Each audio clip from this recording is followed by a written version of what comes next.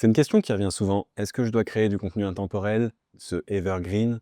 Est-ce que je dois créer du contenu au contraire plus d'actualité? Comment je fais pour avoir une stratégie SEO performante, rapidement et avec le meilleur ROI possible? T'es au bon endroit, c'est exactement ce qu'on va voir dans cette vidéo, donc si c'est pas déjà fait, abonne-toi à cette chaîne, c'est ça qui me donne la motivation de te faire cette vidéo chaque semaine. Si tu me connais pas encore, je m'appelle Amaury Duval, j'ai créé plusieurs outils SEO, dont Serpentix qui t'aide à créer le meilleur contenu de A à Z pour positionner premier sur Google, sur les moteurs de recherche génératifs. Bref, là où tes clients, tes prospects sont. Donc, reste avec moi et je t'explique quel type de contenu tu dois favoriser. Et tu verras, c'est pas si simple. C'est pas je choisis celui-là plutôt qu'un autre.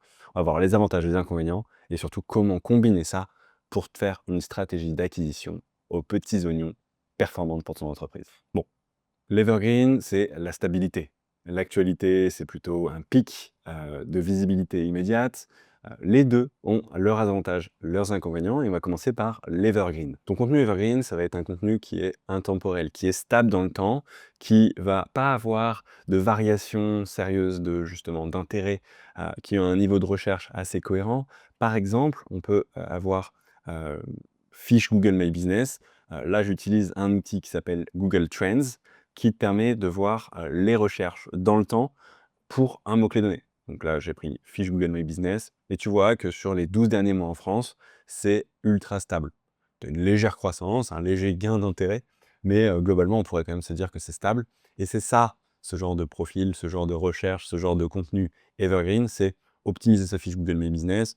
Oui, il y aura un moment où ça va perdre de l'intérêt potentiellement parce que Google a fait apparaître ce produit et peut-être qu'un jour il le fera évoluer. Mais pour l'instant, on est quelque chose de stable, c'est evergreen. Comment choisir un mot-clé en SEO? C'est aussi corrélé à l'intérêt pour le SEO, mais c'est globalement assez evergreen. Je pense que si je tape ça et que je fais par exemple comparer, on va faire mots-clés SEO pour avoir quelque chose qui soit à peu près de la même volumétrie. Et donc là, il y a effectivement personne. Ok, mauvais exemple. Si je tape mots-clés, ouais, on est quand même sur quelque chose qui est sensiblement différent. Et en fait, on le voit, si j'enlève ma recherche ici, je vais pouvoir avoir quelque chose avec un peu plus de relief. Et si je prends un peu plus longtemps, si je prends keywords SEO, donc voilà, on voit que ici, j'ai pris tous les pays avec keywords SEO et on voit qu'il y a effectivement une croissance d'intérêt depuis un bon moment, depuis 2004, avec un gain majeur ces derniers temps et probablement, probablement je ne saurais pas l'expliquer, mais il faudrait creuser. Et ce qui était intéressant et ce qui n'était pas du tout adapté au test que je viens de faire juste avant, mais c'est qu'on peut les comparer, donc on pourrait voir deux mots-clés, est-ce qu'il y en a un qui propose plus d'intérêt qu'un autre? Parce que il faut savoir que cette courbe-là est sur 100 quoi qu'il arrive. Donc quand il y a le maximum d'intérêt pour un mot-clé, il est à 100, sans lien avec son volume réel. Et donc ça permet de voir l'intérêt relatif entre des mots-clés si je les compare dans la même analyse. Bref, ces contenus intemporels, ça va être des guides complets, ça va être des tutoriels, des glossaires, des études de fond, du contenu qui se base sur un sujet intemporel. Et ça va avoir pour intérêt d'être stable dans le temps. Ça va avoir pour intérêt de générer du trafic organique récurrent, tant qu'on vous êtes bien positionné. Et donc on va se battre pour ça ensuite pour être positionné et pour bien se positionner et aller couvrir les différents sujets, cette couverture thématique qui est importante et devenir source d'autorité par rapport à ça. Ça dépend moins des tendances et on a un ROI qui est plus long terme parce que je sais qu'en faisant ce contenu-là aujourd'hui, si j'arrive à bien me positionner et y rester, ça va pouvoir me rapporter dans le temps. Et donc, c'est plus stable et plus durable. Au contraire, un contenu d'actualité, ça va être plus fugace, ça va se baser sur une tendance, sur un événement, sur une mise à jour récente. Mais on va avoir par exemple une core update Intel de Google avec la date à laquelle c'est arrivé. On va avoir l'IA et le SEO en et l'année dans laquelle on est. Bref, réaction à un buzz, ces éléments qui sont fugaces et temporalisés. Et ça, on peut avoir du coup un pic de trafic rapide, mais une retombée qui va être aussi rapide. Si tu regardes ce que j'ai à l'écran ici, le hand spinner, tu t'en rappelles peut-être de cette fougue énorme, de cet intérêt qu'il y a eu, c'était en 2017. C'est monté extrêmement vite, on était quasiment à zéro en mars, on était au summum de sa gloire en juin, et on était déjà quasiment à la fin de son pic dès septembre. Donc ça a été très fugace. Si tu étais en amont, ça a été une réussite absolue. Mais si tu es arrivé dès septembre, ben, c'était quand même beaucoup plus léger et on a eu un petit regain d'intérêt en 2021. Je ne sais pas pourquoi, mais c'est, du coup comme ça qu'on peut avoir, des informations par rapport à ça. Et donc en gros ce contenu d'actualité, ça va être un excellent levier pour la visibilité, l'engagement et la crédibilité. Mais j'y crois pas trop en SEO pur. Alors oui, si tu arrives à bien te positionner, si tu es dans les premiers, ça va avoir un vrai impact et du coup, si les gens le cherchent, ça va être utile, mais je pense que ça va avoir d'autres relais et il faut que tu penses à intégrer ça dans ta stratégie de communication réseaux sociaux, quel que soit le réseau social, hein, Facebook, Instagram, Twitter, bref, là où il y a des gens et là où tu as une audience et là où tu veux en créer une, là où tes prospects, tes clients sont, bah, ça permet d'avoir des relais et donc potentiellement des contenus postables par ricochet, par effet secondaire, par externalité positive de la création de ce contenu d'actualité. Tu peux le faire aussi avec ton contenu evergreen, mais c'est pas particulièrement adapté parce que s'il a un potentiel de buzz, si ça peut être une réaction, peut-être que ça peut t'apporter plus en le diffusant là-dessus. L'inconvénient, c'est qu'il va devenir obsolète rapidement et que tu vas avoir besoin d'être réactif, dans ta production, donc y être adapté, donc répondre rapidement et fréquemment pour pouvoir vraiment capitaliser sur cette idée de contenu d'actualité dans le temps. Si on doit, récapituler un petit peu ça, ton evergreen, ça va être long terme alors que ton actualité va être plus court terme. Tu vas avoir un trafic stable et cumulatif sur ton evergreen, mais éphémère, mais potentiellement intense sur l'actualité, que ce soit via des posts sur les réseaux sociaux, sur du Discover par exemple, qui est un canal d'acquisition de Google autre. C'est pas le sujet forcément de cette vidéo, mais on pourra en parler si tu veux. Le SEO progressif, pic ponctuel, la production prévisible mais ou réactive, donc ça tu peux avoir un calendrier éditorial. Là, il va falloir être réactif parce que tu veux être là quand les gens s'y intéressent. Si tu es trop tard, ça n'a aucun intérêt. L'autorité et l'expertise durable et la crédibilité instantanée. Par exemple, juste pour remonter là-dessus, tu pourras voir sur cette chaîne YouTube une vidéo que j'ai fait à réaction à chaud sur la conférence Google I/O de cette année. L'idée, c'était effectivement d'être le plus rapide et j'ai été le premier à la sortir et ça a été efficace. Mais ça demande une organisation assez différente pour ça et donc c'est un peu plus compliqué qu'une vidéo comme celle que je suis en train de te faire maintenant, qui est plus evergreen. Partage social, ça va être modéré pour de l'evergreen. Là, il y a un vrai potentiel viral dès que tu parles d'actualité. Si tu as un sujet à buzz, un influenceur a fait ça, je fais une réaction, ça en envoie beaucoup et ça marche parfois, ça marche peut-être souvent même.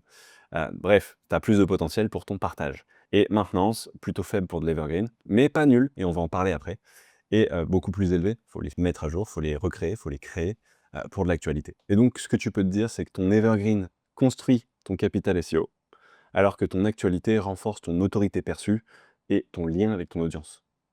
Donc les deux ne sont pas incompatibles, les deux n'ont pas les mêmes finalités, les deux sont utiles, mais le vrai secret, c'est d'arriver à les conjuguer, à les combiner de façon pertinente pour ton entreprise, ton état, là où tu en es. Tu vas pas avoir le même niveau de bake doser et en fonction de ton industrie, tu vas pas avoir au niveau de la balance la même chose sur les deux points. Alors la question, c'est comment on les combine intelligemment. Bon, premier point, je te propose de commencer par la base, le contenu evergreen. Tu vas vouloir traiter les sujets importants pour ta thématique. Construis tous les contenus piliers autour de ton expertise. Tu veux avoir traité les sujets importants.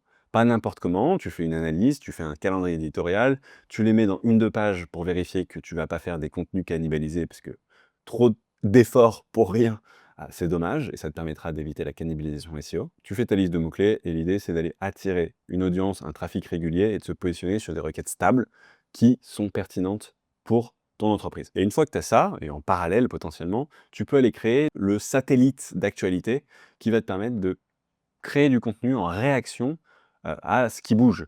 Parce que tu veux vraiment être, timé par rapport à ça pour être pendant que les gens sont intéressés.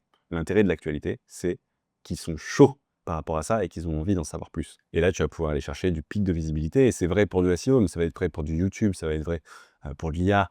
Bref, c'est vrai un peu partout. Si tu es positionné en SEO, sur un sujet d'actualité et que les gens cherchent dans l'IA, avec du GEO, de ChatGPT et cetera, et bah, tu vas pouvoir gagner en visibilité comme ça.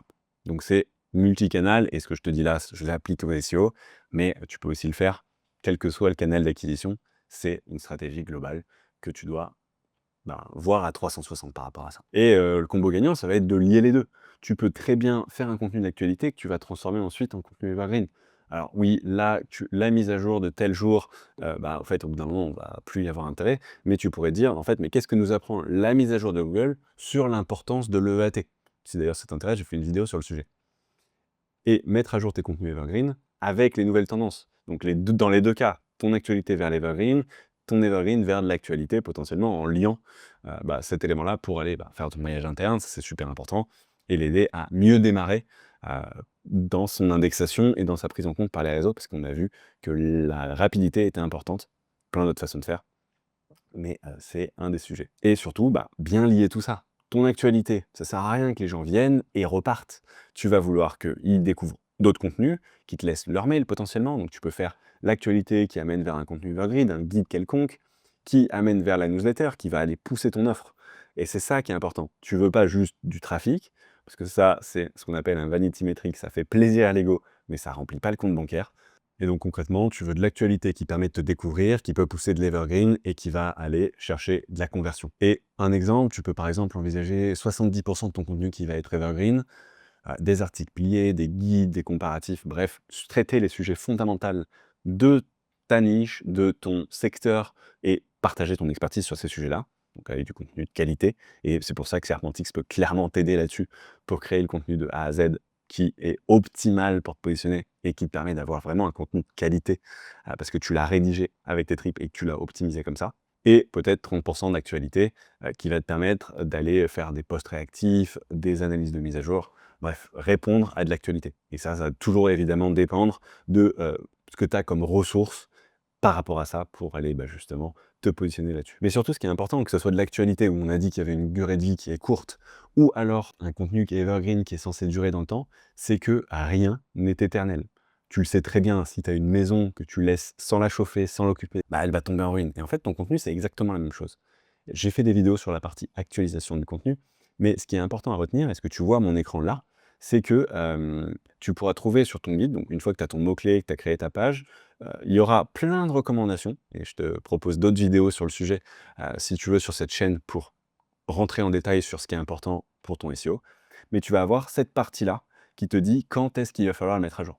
Ton contenu a beau être evergreen, tes concurrents n'auront de cesse de vouloir te dépasser. Et même Google va avoir envie de mettre des contenus plus frais, ce qu'on appelle la prime de fraîcheur, pour justement avoir quelque chose de frais, d'actuel à proposer aux visiteurs. Et donc là, il te dit exactement quand est-ce que tu devras le mettre à jour et tu recevras une alerte qui te dira « Ok, attention, le contenu que tu avais fait à telle époque, c'est le moment de le mettre à jour pour pouvoir garder, défendre ta position parce qu'on veut se positionner, on veut bien se positionner et c'est ce que Serpentix t'aide à le faire tout de suite, mais on veut aussi garder ses positions et c'est ce qui va t'aider via cette fonctionnalité. Donc là, sur cours de cuisine, il va me proposer de le mettre au bout d'un an. Sur fiche Google My Business, par exemple, c'est de l'evergreen, certes, mais il me propose de le mettre à jour quand même tous les 5 mois pour justement m'adapter à cette dynamique concurrentielle qui est importante parce que le SEO, on le sait, c'est une compétition. C'est pas juste un test pour te positionner premier à un moment donné. Il va falloir se battre et il va falloir se battre dans la durée. Et concrètement, par rapport à toi, si tu es un freelance, une petite marque, je te propose de miser essentiellement sur l'evergreen. C'est là où tu vas sûrement avoir le meilleur ROI parce que si tu n'as pas couvert toute ta thématique, tu as énormément de choses à faire sur ce sujet-là. Si tu es un média, un créateur de contenu, peut-être que ça vaut le coup d'aller jouer sur l'actualité parce que c'est ça qui va te permettre d'avoir une croissance rapide et un engagement fort et aller stabiliser ça avec du contenu plus evergreen. Si tu es une entreprise établie, bien sûr, tu as potentiellement les moyens d'avoir les deux. Donc combine les deux piliers, ton pilier SEO et une actualité pour aller chercher de l'autorité sectorielle, de la visibilité qui te permettra d'aller pousser à autre chose, ce que je te disais juste avant, avec du contenu evergreen notamment. En conclusion rapide, l'evergreen te fait durer dans le temps. C'est ça qui va te permettre d'avoir une base d'acquisition stable, alors que l'actualité fait briller ton expertise de façon ponctuelle, mais potentiellement plus intense. Et ensemble, ils vont faire grandir ton autorité. Donc, il n'y a pas une solution magique. L'actualité, c'est intense mais court. L'evergreen, c'est plus stable mais durable, bien qu'il faille l'entretenir avec Serpentix, dont je te parlais juste avant, et en mettant à jour ton contenu. C'est la combinaison des deux qui te permet d'avoir une stratégie SEO et d'acquisition en général puissante pour ton entreprise et ton projet. Bon, si tu veux créer le meilleur contenu, que ce soit de l'actualité ou de l'evergreen et le positionner pour faire Google, teste Serpentix, tu as tes crédits qui sont doublés en passant par le lien juste en dessous. Abonne-toi à la chaîne YouTube. Dis-moi ce que tu en as pensé et comment tu structures ça chez toi en commentaire. Et je te dis à la semaine prochaine pour une prochaine vidéo.